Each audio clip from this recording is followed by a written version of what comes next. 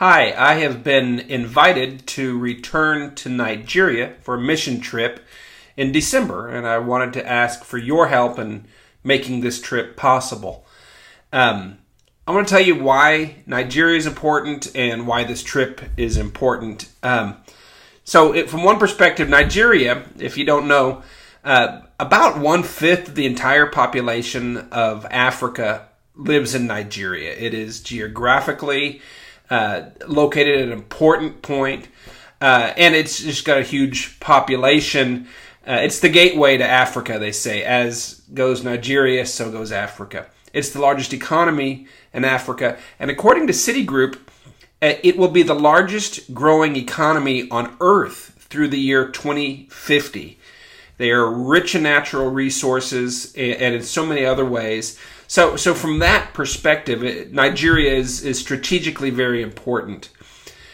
More than that, the people are just incredible. You know, when you go to a third world country, oftentimes you notice the things that they miss that we take for granted, and that's easy to do.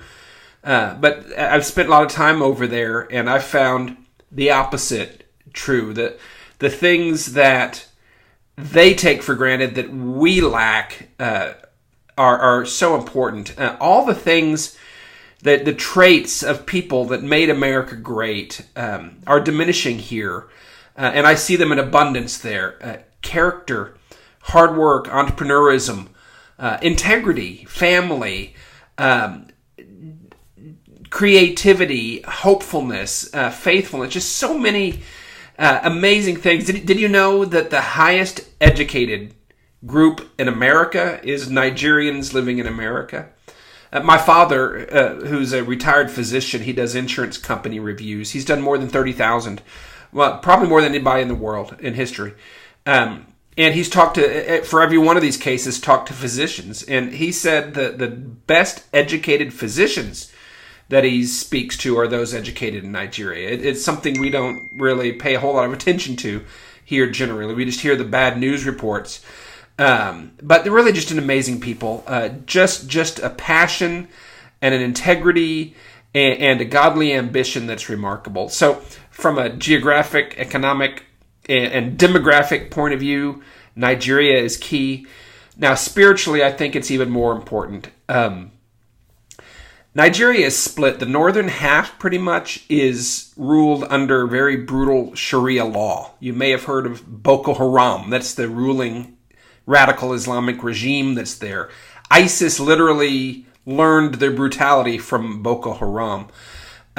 The southern part of Nigeria it's like the Book of Acts, Christians. You may hear reports of miracles happening in Africa, people that go on the mission field. I'm telling you, it's true. I have seen things over and over that all my life I thought stopped happening 2,000 years ago. The community of faith is just so real and so vibrant. And maybe it's because of the oppression they face and the persecution they face, but they don't pick up their Bibles and walk to church without literally knowing that they're risking their lives. The bombings, the mutilations, massacres, attacks, kidnappings are constant. They're daily over there. And I have spoken in churches there that had survived fire bombings. I've prayed over people that had been savagely attacked by terrorists. I've been in towns when car bombs were set off by these terrorists. It's daily. Yet in the face of this, Nigeria is the only nation on earth where radical Islam is being pushed back. The Christian community is standing up, and while the enemy fights with evil, they fight with good. And they're winning. And they're standing strong. And friends, we need them to continue to stand strong. We need to learn from them. We need to stop sending missionaries to them, but have them send missionaries to us. They're forerunners for our generation.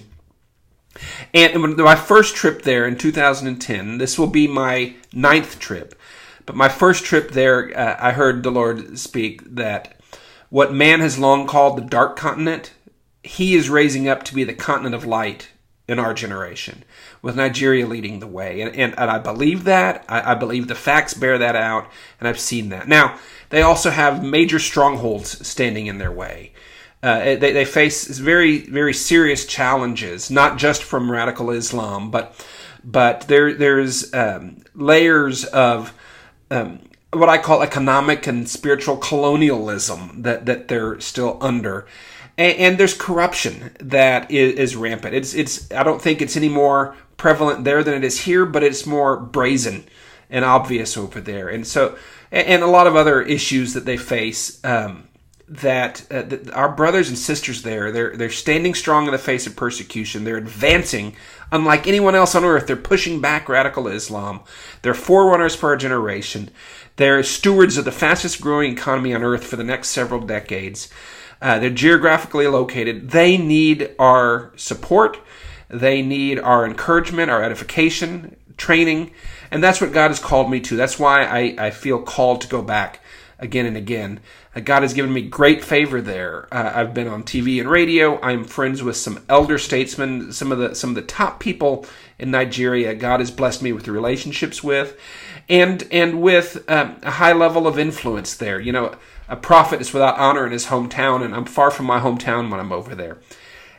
And they receive from me, and it's just such a powerful thing. God has given me opportunity to mentor several just amazingly bright, up-and-coming leaders, and to collaborate with existing leadership, and then to do outreaches in the community at large to really inspire them and sow into them. And that's what this trip's about.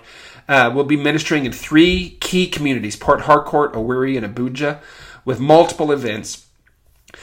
Be personally discipling and mentoring leaders in each of these communities, and also connecting with, I've been invited to produce a television program, the Africa Victory Hour, and we'll be meeting with the network executives and CEO there to get that going. That's starting, and we're filming at the end of this year. And then ultimately also we're laying the groundwork for a much more widespread outreach in 2017. So this December trip is very important. I could really use your help to make this possible. Please look over the information and prayerfully consider making a contribution to help make this trip possible. It's important work. Thank you.